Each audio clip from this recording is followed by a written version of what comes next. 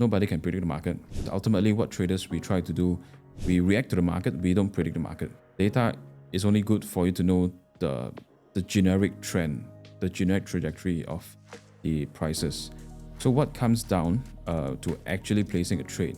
I think it all boils down to technicals, whereby the traders would be reacting when the prices interact with a certain key levels of support or resistance. The Nikkei 225 index for the past few months, it has been moving in a very tight range bound.